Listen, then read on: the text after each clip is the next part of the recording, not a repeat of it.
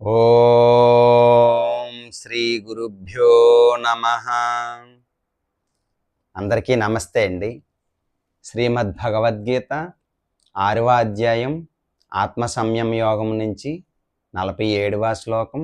ఆ శ్లోకం యొక్క అర్థం తెలుసుకుందాం. యోగినామపి సర్వేషాం మద్గతేనాంతరాత్మనా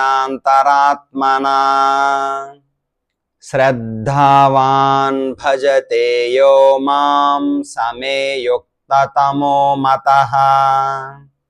అత్యంత శ్రద్ధతో సర్వదా నాయందే కట్టుబడి ఉండేవాడు, తన యందు నన్నే స్మరించేవాడు, నాకు దివ్యమైన ప్రేమయుత సేవ చేసేవాడు అయిన యోగులందరిలోనూ నాతో అత్యంత సన్నిహితంగా యోగంలో జత కూడినట్టివాడు, అందరిలో అతడే ఉన్నతుడు.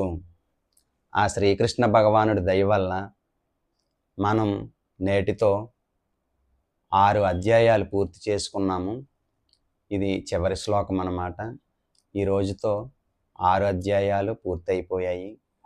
ఓం తత్సిదితి శ్రీమద్భగవద్గీతాసు ఉపనిషత్సు బ్రహ్మ విద్యాయాం యోగశాస్త్రే శ్రీకృష్ణార్జున సంవాదే ఆత్మ సంయమయోగో నామ 6థోధ్యాయః.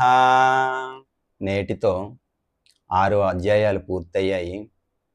రేపు 7వ అధ్యాయం మొదటి శ్లోకంతో మళ్ళీ కలుసుకుందాం. హరే కృష్ణ.